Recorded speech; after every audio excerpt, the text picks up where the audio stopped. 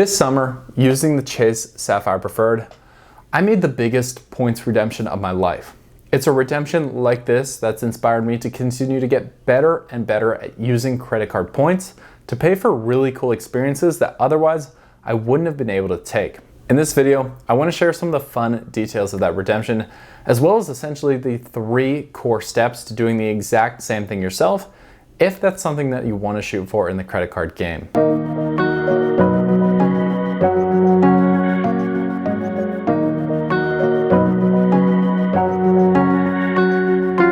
For my people out there who are in the credit card game or are thinking about jumping into points and miles and are wondering, is tracking all of these points worth it? Is getting sign-up bonuses really that impactful? And what can all of this actually get me in the end? I hope this video is really helpful for you because it's natural to have some of those same questions going in. For me, I experienced some of that too, but good redemptions help answer a lot of those questions with a resounding yes at the end of the day. I was able to use points, all coming out of my Chase Sapphire Preferred sign up, to book the Secrets Vallarta Bay in Puerto Vallarta, Mexico, which is an all-inclusive resort, and I booked that for a 4-night stay. This resort would typically have a cash price of over $2,000 to book for the time frame I did. However, I was able to book it all in points. And if you're wondering, how good are all-inclusive resorts really? What's the value of this type of experience? Well, I'm going to share with you what my experience was like so you can judge for yourself. I'll start with the arrival. For my wife and I think we got really lucky. When we arrived, we were greeted and escorted to the front desk where they explained to you all the perks and benefits of the all-inclusive resort, and essentially that everything is free. However, there are some unique packages that you can spend cash for if you're interested in getting those. We were not.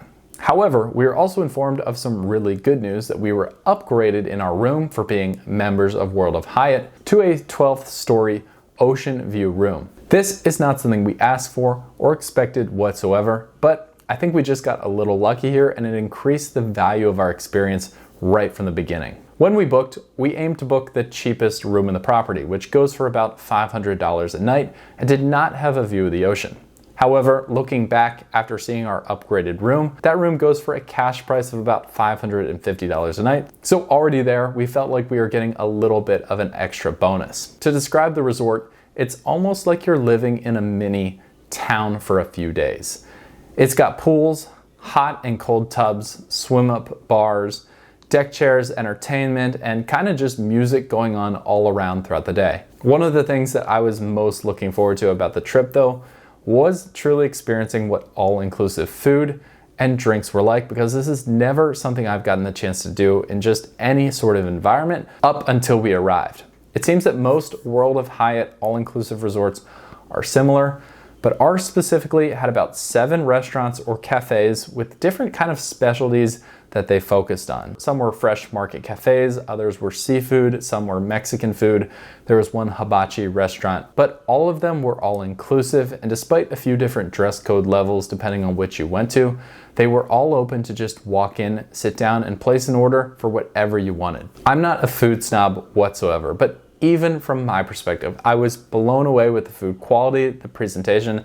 This was not just buffet style meals, this was the real deal. Of course, one of the coolest parts was having an ice cream and dessert cafe open 24/7, as well as all-inclusive room service and just getting basically whatever you wanted off of the room service menu, being able to be delivered to your room 24/7. Finally, I also have to include that even though this wasn't within the resort, I took a few days to go outside the resort and try a number of different things, and getting to see a different part of the world and a different culture is really eye-opening and an awesome experience to add to your memories. Now, ultimately, getting this trip for about $95, which is the cost and annual fee of holding the Chase Sapphire Preferred, is only possible with good planning ahead of time to make the trip happen. I'll break down the 3 steps that I used from getting the Chase Sapphire Preferred all the way to making this booking wholly in points and what the value of that redemption is. So the first thing that I can say is that one of the reasons I got the Chase Sapphire Preferred is because it is known as one of the best beginner travel cards. This video is not a review of that card in detail. I have other videos on this channel, which I encourage you to subscribe to if you like this type of credit card content, which actually go through the pros and cons in a ton of detail about that card.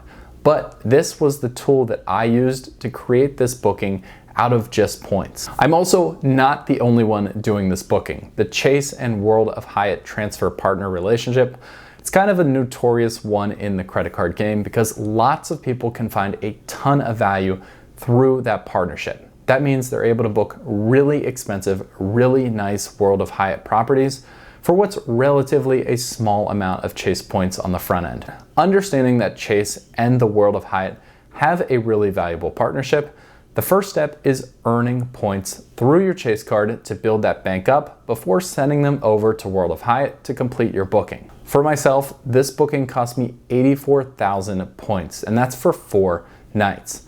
I got my first 60,000 points on my welcome bonus for signing up for the Chase Sapphire Preferred.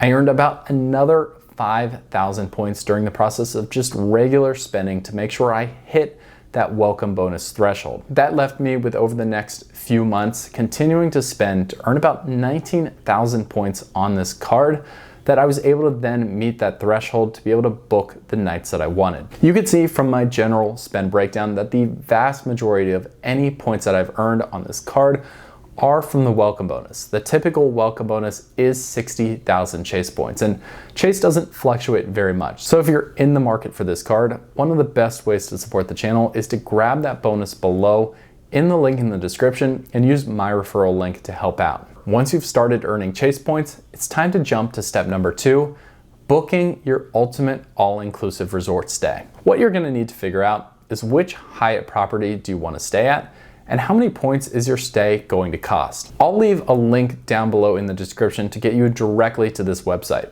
but all you'll need to do is Google World of Hyatt Hotel and Resorts map. And this is gonna pop you up on a really helpful page, which basically shows you every single Hyatt property and how many points it's gonna cost to book a night there. A little hint, hotel properties in Hyatt range from category 1 up through category 8, with category 8 being the very nicest at the top of their portfolio, but also the most expensive in terms of points per night to book. All-inclusive resort properties range from category A through F, with F being the very nicest of their properties. Just to give you some perspective, the resort that my wife and I stayed at on this booking was a category C, so you can go up or down based on what you thought of some of those clips. After you've identified your dream World of Hyatt stay, and now you know the number of points you need to book that resort, the final step is to transfer points from Chase over to World of Hyatt. For my wife and I, we decided that a category C property was the perfect level for us between being still a really nice stay, but also something that was achievable based on the amount of points through Chase that we'd already earned and wanted to continue to earn to actually book it. Our rooms cost 21,000 points a night, and transferring them over is super easy. Now here is one pro tip. If you want to book this same redemption for yourself, make sure that as you apply for a card like the Chase Sapphire Preferred, go ahead and create your World of Hyatt account that same day. That's because World of Hyatt has a restriction that your account with them must be open at least 60 days before you actually transfer points in. So you don't want to get caught in a place where you have all of these Chase points ready to go, but you've got no place to send them because you've just opened your own World of Hyatt account. However, once you have your World of Hyatt and your Chase accounts open, transferring them is just a few clicks to send them from one to the other. The last thing I want to show you is how to calculate your cent per point value of these redemptions, because in the credit card points and miles game, determining how much value is all about comparing how many points you had to spend on something compared to what the cash price would have been if you just paid for it out of your wallet. The formula to calculate cent per point is really easy.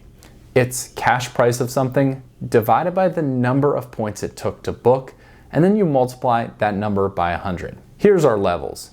1.0 is a standard 1 cent per point redemption, and that's considered very okay. At a minimum, with a card like the Chase Sapphire Preferred, you're gonna get 1.25x multiplier inside the travel portal, meaning every redemption, if you just booked through the travel portal, is gonna be at a cent per point value of 1.25 cents. So that's doing a lot better.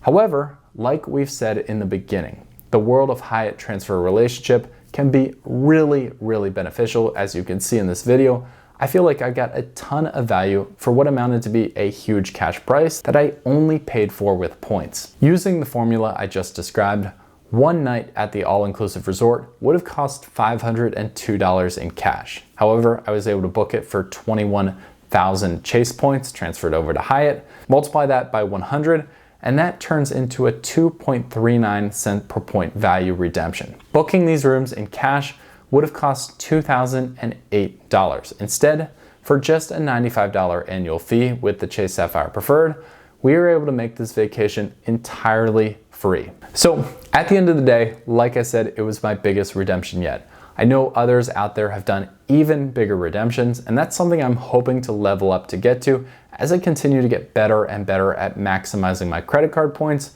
for other experiences. If you're interested in creating the same redemption for yourself, I hope this video was a valuable tool to do that. If you want to continue to talk more about your own credit card setup, you can visit one of my links down below and look for credit card consulting, where we can dive in completely free to your own setup a little bit more and how you can create similar experiences for yourself. I hope you enjoyed hearing about my trip. Thanks for watching, and I'll see you in the next video.